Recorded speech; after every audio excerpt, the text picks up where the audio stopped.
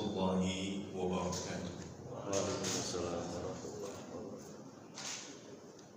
Alhamdulillah alladzi khalaqana ajsadan wa arwahan wa ja'ala lana sam'an wa absaran wa af'idatan. Asyhadu an la ilaha illallah wahdahu la syarika lah wa asyhadu anna Muhammadan abduhu wa rasuluhu alladzi la nabiyya ba'dah. Allahumma salli wa sallim wa barik ala sayyidina Muhammadin wa ala alihi wa sahbihi ajma'in, amma ba'd. Fa inni usikum wa nafsi bi taqwallah faqad fazal muttaqun. Wa'lamu anna Allah subhanahu wa ta'ala yaqul alam nashrah laka sadrak wa wada'na 'anka wizrak alladhi anqadha dhahrak wa rafa'na laka dhikrak fa inna ma'al usri yusra inna ma'al usri yusra fa idza faragta fansab wa ila rabbika farghab. Alhamdulillah, segala puji adalah milik Allah yang telah menciptakan kita jasad dan ruh, membuat untuk kita pendengaran, penglihatan, dan juga hati. Salawat dan salam semoga senantiasa sampai dan melimpah kepada Nabi kita Muhammadin Rasulullah sallallahu alaihi wa alihi wasallam yang Allah buat hatinya begitu kuat sehingga bisa menampung dan menerima Al-Quran, yang seandainya Al-Quran itu turun ke atas gunung la'aitahu khashi'an mutasaddian min khasyiatillah, tentu kalian akan lihat gunung itu khashi', tunduk, mutasaddi', hancur lebur, min khasyiatillah, karena takut kepada Allah subhanahu wa ta'ala. Dan di antara Al-Quran yang turun kepada Nabi kita Muhammad sallallahu alaihi wasallam adalah Quran surat Al-Insyirah atau Asy-Syarh, yang artinya lapang dada. Saudara-saudara yang dirahmati Allah subhanahu wa ta'ala,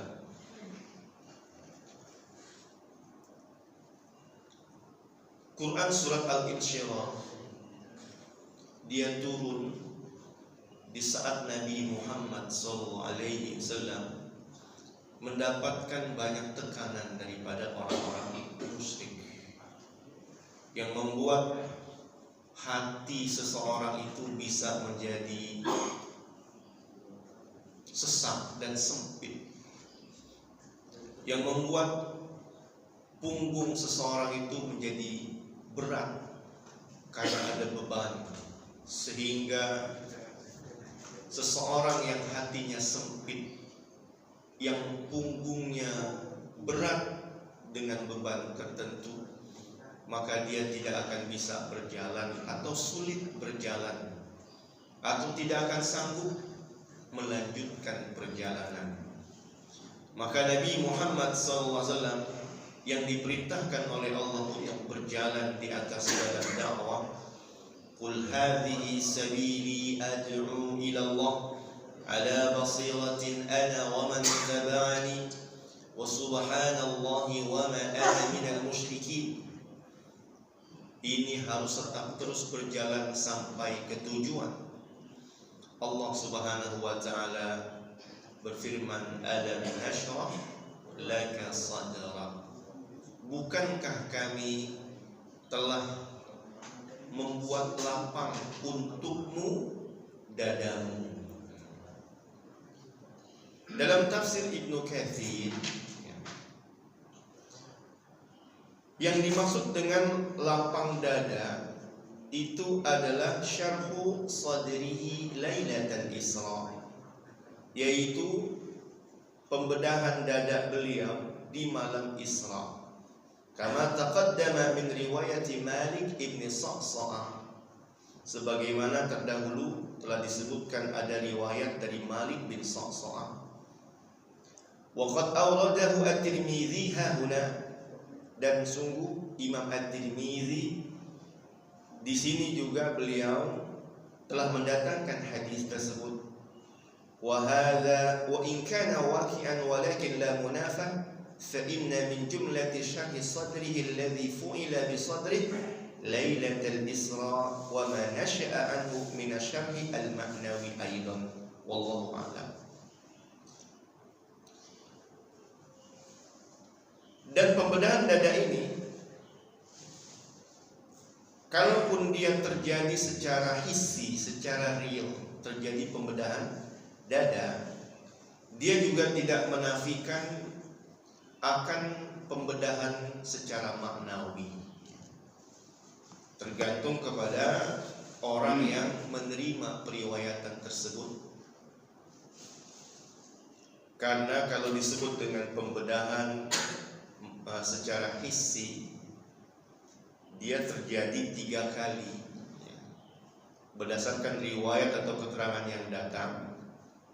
Nabi itu dibedah dadanya sebanyak 3 kali di waktu kecil sebelum beliau itu berusia 6 tahun, bahkan ada satu riwayat di usia 10 tahun. Kemudian ketika beliau hendak menerima wahyu di usia menjelang 40 tahun, dan sekali lagi kali yang ketiga yaitu Lailatul Isra, di malam ketika beliau diperjalankan oleh Allah Subhanahu wa taala dan kemudian dimi'rajkan. Terjadi atau tidaknya pembedahan secara hissi, karena ada sebagian orang mengambil logika, kalaulah ada bagian dalam dada yang bisa dikeluarkan berupa keburukan, tentu proses perbaikan orang zaman sekarang akan banyak menempuh jalan pembedahan dada. Orang-orang yang dianggap buruk, dia bisa mengajukan untuk dioperasi dan dibedah agar dia menjadi orang yang baik. Dikeluarkan isi di dalam dadanya itu berupa al-gilla wal hasada misalnya, atau bagian yang disandarkan kepada minasyaitan, bagian daripada syaitan. Tetapi secara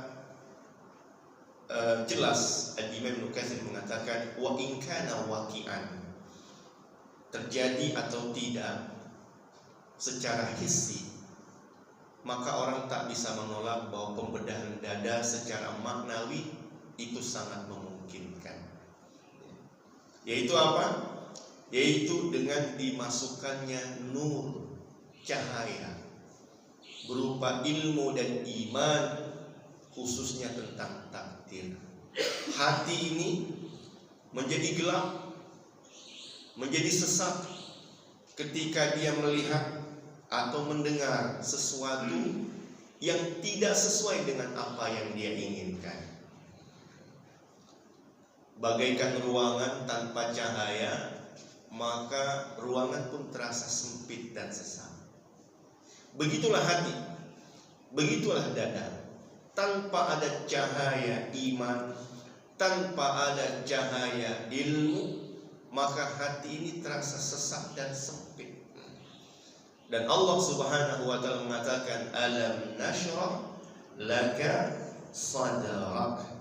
Di antara yang dimaksud dengan nashrah laka sadrak adalah nawwarnahu, kami telah menerangi hati kamu. Meluaskan hati, melapangkan dada adalah dengan memberikan cahaya di dalam hati, cahaya di dalam dada. Saudara-saudara yang dirahmati Allah Subhanahu wa ta'ala, ini menarik. Kenapa? Karena Nabi Musa alaihi salatu wassalam, ketika beliau diutus menjadi seorang rasul utusan yang akan mendatangi Fir'aun, beliau sadar betul ya, bahwa beliau akan berhadapan dengan seseorang yang kalau dipandang bisa membuat hatinya itu menjadi sesat, dan kalau didengar perkataannya akan membuat hatinya menjadi sempit. Maka beliau berkata, Rabbi syrah li sadri, ya Allah ya Tuhanku, lapangkan dadaku. Kenapa?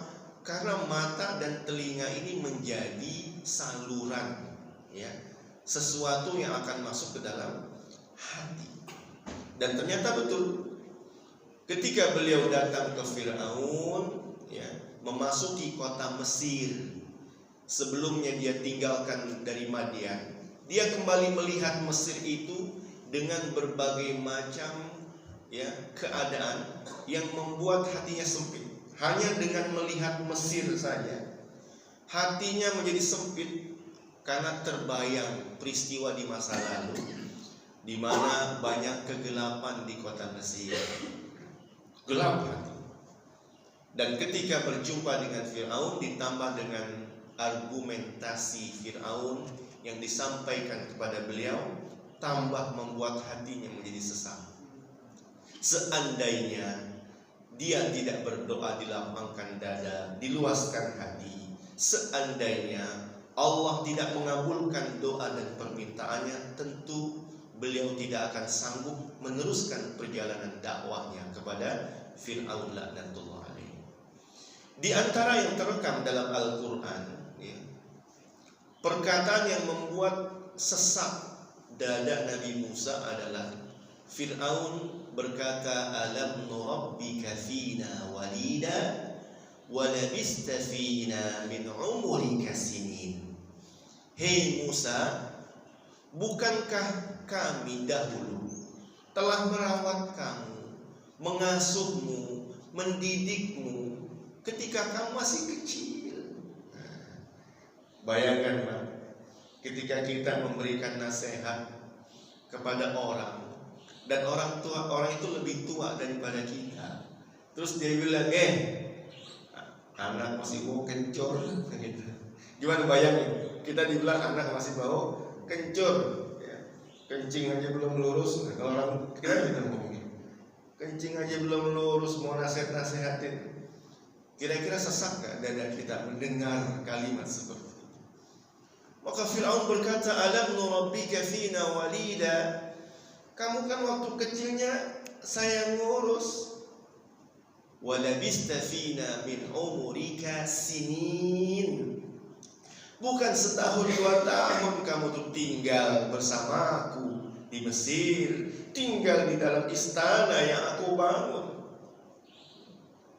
Wa fa'alta fa'lataka allati fa'alt wa anta minal kafirin, tetapi mana, ya, balas budimu? Fa anta minal kafirin, kamu nih nggak tahu terima kasih. Wa fa'alta fa'lataka allati fa'alt, kamu malah melakukan perbuatan yang, ya, kamu tahu kan apa yang kamu perbuat. Nah begitu, nggak disebut perbuatannya apa, tetapi Fir'aun mengatakan, kamu kan sadar kan dulu gimana perbuatan kamu itu. Wa fa'alta fa'lataka allati fa'alt. Di Nabi Musa itu dulu pernah bermaksud melerai, ya, Bani Israel yang ribut dengan Kipti, seorang pribumi Mesir. Ketika melerai, ternyata, ya, Nabi Musa menampar seorang Kipti atau mendorong dengan keras lalu jatuh kemudian mati. Inilah yang disebut sama Fir'aun, wa fa'alta fa'lataka allati fa'alt. Kami orang Mesir yang berbuat baik sama kamu, tapi kamu malah berbuat buruk kepada orang Mesir. Dasar nggak tahu terima kasih. Gitu kalimatnya. Fa anta minal kafirin. Ini kira-kira kalimat bikin sesak dada nggak? Bikin sesak dada. Ya. Maka Nabi Musa kalau tidak diterangi dadanya oleh Allah, pasti langsung speechless, nggak bisa jawab. Ya. Kartu matinya dipegang sama Fir'aun. Seperti itu ibarat kata, ente kartu matinya di tangan aneh, ente punya kasus, ente udah ada rangkul, malah mukul. Nah, bahasanya begitu. maka Allah Subhanahu wa taala melapangkan dada Nabi Musa. Mungkin kalau orang lain sudah sempit dadanya, sesak hatinya, tetapi ketika diberikan cahaya oleh Allah, dengan tenang Nabi Musa mengatakan, wa tilka nikmatun tamunnuha alai an abadta bani Israel. Dan itu memang nikmat yang telah engkau berikan kepadaku. Aku berhasil, aku boleh tinggal di istanamu waktu kecil, aku dirawat, diasuh sampai dengan dewasa. Betul, watilka nikmatun, itu nikmat. Tamunnuha alai, engkau berikan itu kepada aku. Nabi Musa objektif dia, ya. Gentleman dia. Iya betul itu nikmat, aku tidak menafikan tersebut. Tetapi an-abadta bani Israel, ya. Pada saat yang sama engkau telah memperbudak Bani Israel, ya. Nikmat yang lain diperbudak, saya tidak. Tetapi kebaikanmu pada seseorang tidak bisa melegalkanmu untuk berbuat jahat kepada banyak orang. Nah, kadang-kadang orang seperti itu. Penguasa semacam Fir'aun, dia merasa berbuat baik dengan seseorang bisa membuat dia legal berbuat buruk dengan banyak orang. Nah, maka Nabi Musa mengatakan, wa tilka nikmatun tamunnuha alayya an abadta bani Israel. Enggak bisa begitu dong. Masa kebaikan kepada seseorang itu membuat kamu merasa bebas dan boleh memperbudak banyak orang.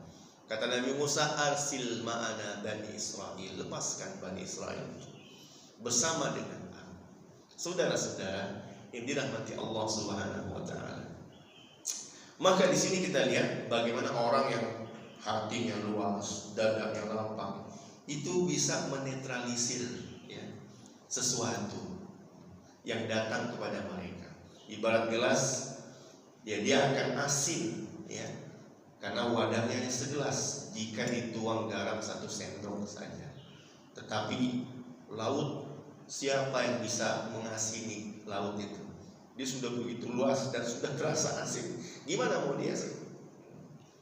Maka saudara-saudara yang dirahmati Allah Subhanahu wa taala, kalau hati kita mau plong, hati kita mau lapang, ya, maka tiada jalan kecuali menyinari hati ini dengan cahaya iman dan ilmu, khususnya kepada takdir, bahwa sesuatu yang terjadi ini pasti bagian daripada takdir Allah Subhanahu wa taala.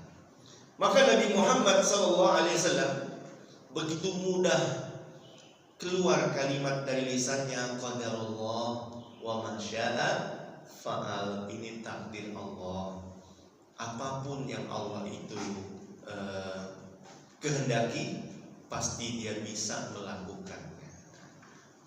Ada gelas pecah, daripada marah kemudian menambah piring terbang. Gara-gara gelas pecah nambah piring terbang karena marah, mendingan mengatakan qadarullah wa ma syaa fa'al, ini takdir. Semua yang di luar keinginan dan dia terjadi, maka itu adalah takdir. Saudara-saudara yang dirahmati Allah Subhanahu wa taala, memang banyak sekali hal-hal yang terjadi di luar keinginan seseorang, ya. Apalagi kalau sesuatu itu terjadi tanpa ada kesempatan bagi seseorang untuk berdoa, tanpa ada kesempatan bagi orang untuk memilih dan berusaha memperoleh apa yang dia inginkan. Nabi Muhammad terlahir sebagai bangsa Arab. Punya gak kesempatan bagi beliau untuk berdoa? Punya gak kesempatan bagi beliau untuk memilih untuk lahir di bagian negeri mana? Tidak ada. Namanya takdir mubram. Orang yang tahu, ya, ini takdir, mau diapain lagi, maka dia akan lebih mudah menerima sesuatu peristiwa itu terjadi. Beliau, ya, sadar betul nggak punya kesempatan untuk berdoa, terlahir sebagai seorang Arab. terlahir sebagai seorang anak yatim. Apakah beliau punya kesempatan untuk berdoa, ya Allah, jangan matikan ayahku? Enggak ada kesempatan. Karena sang ayah telah wafat ketika beliau masih dalam kandungan. Enggak punya kesempatan berdoa, enggak punya kesempatan untuk memilih dan berusaha. Berbeda dengan kita yang hari ini mungkin sedang diuji, dicoba karena orang tua kita sedang di rumah sakit. Kita masih punya kesempatan berdoa, ya Allah, panjangkan umur ayahku, sembuhkan dari penyakitnya. Tetapi ada yang kita nggak punya kesempatan. Di antaranya Nabi Muhammad terlahir sebagai anak yatim. Nabi Adam tercipta sebagai manusia, bukan malaikat atau jin. Ini takdir mubram. Tak ada kesempatan baginya untuk meminta, memilih dan berusaha. Nabi Musa terlahir di Mesir, padahal beliau bersuku bangsa Bani Israel. Nabi Isa sebagai bayi tanpa ayah dan dituduh sebagai anak zina. Nabi Ismail sebagai seorang anak yang ditinggal pergi oleh ayahnya ketika bayi di lembah Mekah. Ini di antara takdir di mana seseorang itu tidak punya kesempatan untuk berdoa, untuk memilih dan berusaha. Yang membuat orang itu tenang ketika hatinya penuh dengan cahaya iman dan ilmu tentang takdir. Dia akan mengatakan qadarullah wa ma syaa fa'al. Ini takdir Allah. Apapun yang dia kehendaki, dia bisa melakukannya. Tetapi saudara-saudara, ada takdir mu'allaq. Takdir itu yang dikaitkan dengan sesuatu, berlaku hukum sebab akibat, di mana seseorang itu diberikan kesempatan untuk berdoa, memilih dan berusaha. Maka Nabi Muhammad SAW itu telah memilih di waktu kecil, di usia 9 tahun, apakah beliau itu berpangku tangan dengan pamannya yang juga miskin, yaitu Abu Thalib, ataukah dia itu menjadi seorang pengembala kambing. Beliau memilih ya. Ada dua pilihan: tetap berpangku tangan dengan paman yang miskin juga, atau dia mandiri tak merepotkan orang lain dengan menjadi pengembala kambing. Maka dia telah memilih takdirnya. Nabi memilih takdirnya karena diberikan kesempatan oleh Allah untuk memilih.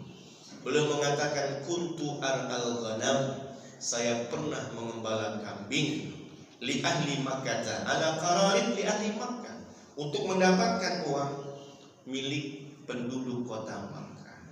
Saudara-saudara yang dirahmati Allah Subhanahu wa ta'ala. Jadi seseorang yang miskin dan dia punya kesempatan berdoa untuk kaya, dan dia punya kesempatan untuk memilih untuk berubah statusnya, atau dia berkesempatan untuk berusaha menjadi orang kaya, maka jangan berhenti pada status kemiskinan. Allah Subhanahu wa ta'ala berfirman kepada Nabi, alam yajidka yatiman fa'awa. Ini takdir mubram. Bukankah ya Allah Subhanahu wa ta'ala mendapatimu sebagai yatim fa'awa, lalu Allah melindungimu. Di saat ayah tak ada, Allah yang turun tangan. Ini mubram. Tetapi ayat berikutnya, alam yajidka wa wajadaka dhalan fahada wa wajadaka ailan fa'auna. Orang yang bingung, tak punya solusi, tak tahu cara, maka dia berkesempatan untuk berdoa. Nabi Muhammad melihat masyarakat Arab nggak tahu solusi gimana ini, kok orang pada nyembah patung, nyembah berhala, perjudian merebak di mana-mana, kemudian akhlak yang buruk, mabuk-mabukan. Beliau tak tahu, tetapi beliau diberikan kesempatan untuk berdoa, meminta petunjuk. Diberikan kesempatan untuk memilih apakah ikut arus kejahatan dan kesesatan orang Arab, atau uzlah, khalwat, menyendiri ke dalam gua untuk meminta dan berpikir bagaimana semua dapat hidayah. Ini memilih. Wa wajadaka dhalan fahada. Maka seseorang tidak boleh mengatakan saya ini sesat karena takdir Allah, sementara dia telah diberikan kesempatan untuk berdoa minta petunjuk. Seseorang tidak boleh mengatakan saya ini mabok, saya ini main judi, saya ini berzina. Ini takdir Allah, nggak bisa. Kenapa? Karena di saat yang sama dia masih diberikan kesempatan oleh Allah untuk berdoa. Ya Allah, berikan aku petunjuk. Ya Allah, berikan aku kekuatan untuk beramal soleh, berikan kekuatan untuk menghindarkan diri dari perbuatan jahat. Dan Nabi Muhammad telah memilih daripada ikut arus kesesatan, mendingan saya menyendiri di dalam goa untuk bertafakur, untuk bertahanus, hingga akhirnya berubah takdir itu mu'allaq, dikaitkan dengan apa yang beliau kerjakan. Wa wajadaka dhalan fahada. Dan Allah telah mendapatimu sebagai orang yang dhal fahada, lalu Allah memberikan petunjuk. Wa wajadaka ailan fa'agna. Allah dapati kamu sebagai orang miskin tetapi kan punya kesempatan, maka fa'agna, Allah telah merubah dari miskin menjadi agna, cukup dan kaya. Maka beliau meningkatkan, ya, beliau memilih lagi di usia 12 tahun. Beliau lebih memilih menjadi pedagang daripada menjadi pengembala kambing, ya. Kenapa? Karena sebagai karyawan akan beda dengan seorang pengusaha. Maka beliau lebih memilih kepada pedagang. Beliau mulai berdagang bersama dengan sang paman di usia 12 tahun. Dan ternyata betul berubah. Di usia 25 tahun dia mendapatkan modal yang lebih besar dari orang yang lebih kaya untuk memutar modal itu dalam bentuk perdagangan, yaitu Sayyidah Khadijah. Saudara-saudara yang dirahmati Allah Subhanahu wa taala, karena miskin itu merupakan takdir yang boleh jadi seseorang itu diberikan kesempatan untuk berdoa, memilih dan berusaha sehingga dia bisa berubah menjadi orang yang kaya. Wa wajadaka ailan fa'agna. Inilah disebut dengan takdir mu'allaq. Saudara-saudara yang dirahmati Allah Subhanahu wa taala, maka orang yang hatinya itu penuh dengan cahaya dan cahaya iman dan ilmu, khususnya kepada takdir, dia akan jalani hidup dengan plong, tentram, tenang. Kenapa? Karena kalau tidak ada kesempatan, dia bilang qadarullah masya'afal. Tapi kalau masih punya kesempatan, dia angkat tangan, dia berdoa, ya Allah mudahkan, ya Allah berikan kekuatan, ya Allah singkirkan hambatan dan rintangan. Kemudian dia terus berjalan untuk mengambil dan memperoleh apa yang dia inginkan. Tetapi memang begitulah saudara-saudara, kadang-kadang ketika Allah memberikan kita kesempatan untuk memilih, kita salah dalam pilihan. Dan kesalahan itu akhirnya menjadi beban yang memberati punggung. Maka Allah tidak mencukupkan dengan menerangi hati, tetapi meringankan beban. Wa rafa'na anka wa wada'na anka wizra. Kami turunkan darimu wizra, kesalahanmu, alladzi anqadha dhahrak, yang menjadi beban berat di atas punggung. Begitulah kesalahan dalam memilih akan menjadi beban di atas punggung. Seseorang akan berat berjalan kalau dibebani dengan beban yang berat di atas punggungnya. Apakah nabi-nabi pernah bersalah? Pertanyaannya adalah apakah nabi-nabi pernah bersalah, mengambil sikap memilih tapi salah? Wizr itu dosa, wizr itu kesalahan, ya. Nabi-nabi pun tak lepas dari kesalahan, ya, tetapi bukan kesalahan yang besar, kesalahan yang kecil. Dan ingat, nabi-nabi itu terjaga maksum karena dosanya diampuni oleh Allah Subhanahu wa taala, bebannya diturunkan oleh Allah Subhanahu wa taala. Nabi Adam pun pernah bersalah memakan buah terlarang. Kemudian Nabi Musa pun pernah bersalah membunuh seorang Kipti. Nabi Nuh pun pernah bersalah karena memberikan privilege kepada anaknya. Dia berdoa kepada Tuhannya, ya Allah ya Rabb, inna bni min ahli, itu anakku, keluargaku ya Allah. Padahal Allah telah buat peraturan bahwa sang anak tidak boleh ikut dalam kapal, karena syarat orang yang masuk dalam kapal itu adalah orang yang beriman. Sementara anaknya tidak beriman. Maka Nabi Nuh ketika memilih untuk memberikan privilege kepada anaknya, Allah mengatakan, innahu laisa min ahlik, innahu amalun ghairu salih, fala tas'alni ma laisa laka bihi ilm. Jangan kau minta kepadaku sesuatu yang kau tak punya pengetahuan tentangnya. Sesungguhnya dia bukan bagian keluargamu. Sesungguhnya amal itu adalah amal yang tidak baik. Saudara-saudara yang dirahmati Allah Subhanahu wa taala. Makanya nabi-nabi nanti akan menjadi berat di hari kiamat ketika mereka diminta bantuan dan pertolongan oleh umat. Manusia akan datang kepada Nabi Adam, maka Nabi Adam pun merasa berat untuk menolongnya dan berkata, nafsi, nafsi, diriku, diriku. Artinya apa? Aku pun punya kesalahan yang jadi beban berat di atas punggungku. Maka manusia akan beralih pergi kepada Nabi Nuh. Nabi Nuh pun akan berkata, nafsi, nafsi, diriku, diriku. Dia pun telah salah dalam memilih memberikan privilege kepada Allah.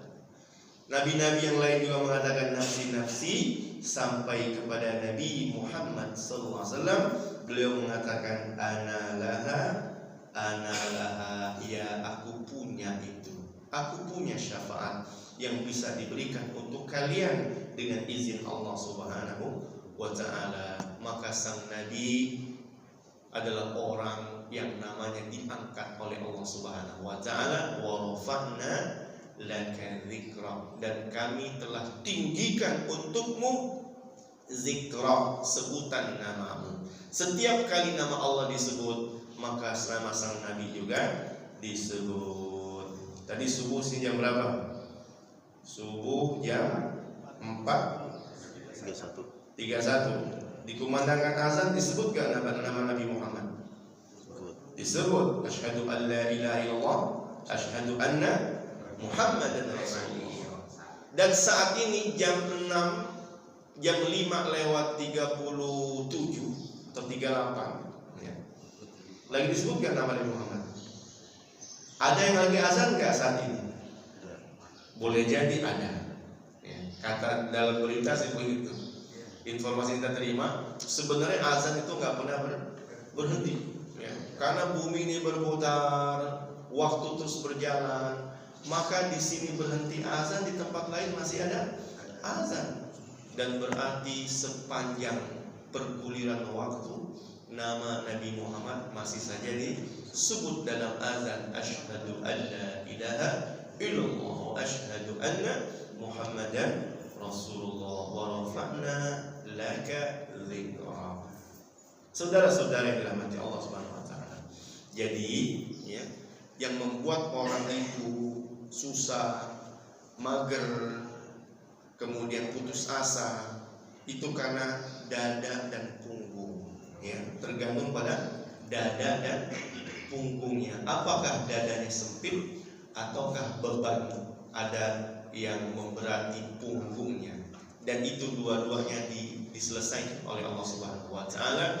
Alam nashrah laka sadrak wa wada'na anka wizrak alladzi anqadha dhahrak.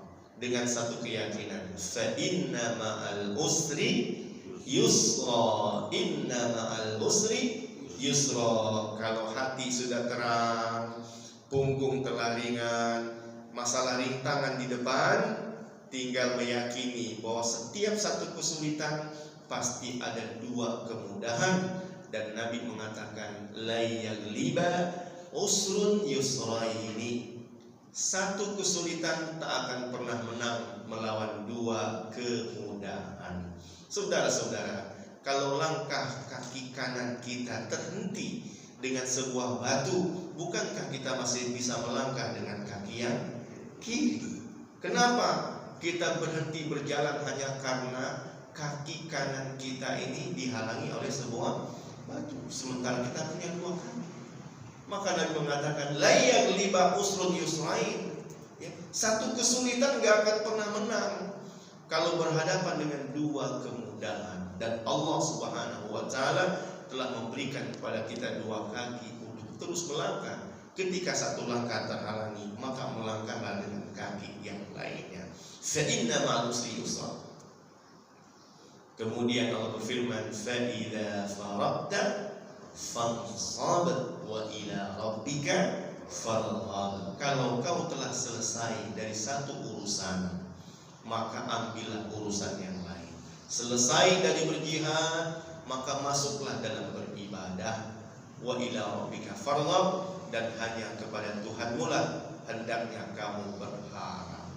Kaki melangkah barengi dengan kedua tangan yang mengangkat, kemudian menyampaikan harapan kepada Dia yang sanggup melakukan apapun yang Dia inginkan.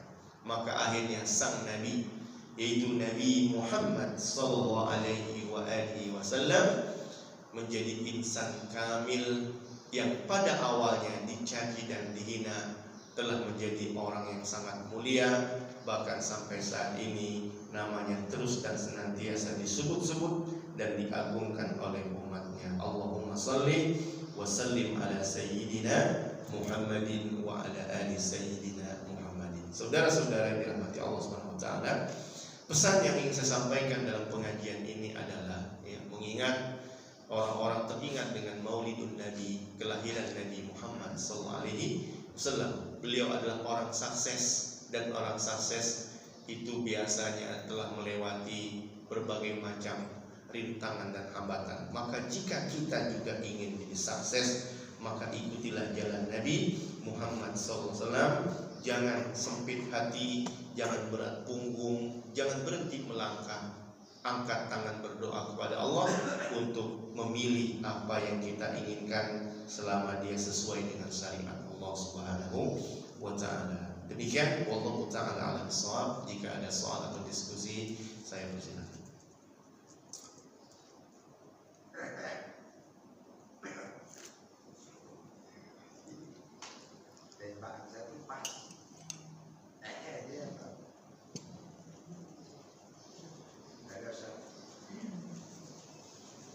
Tidak ada soal diskusi?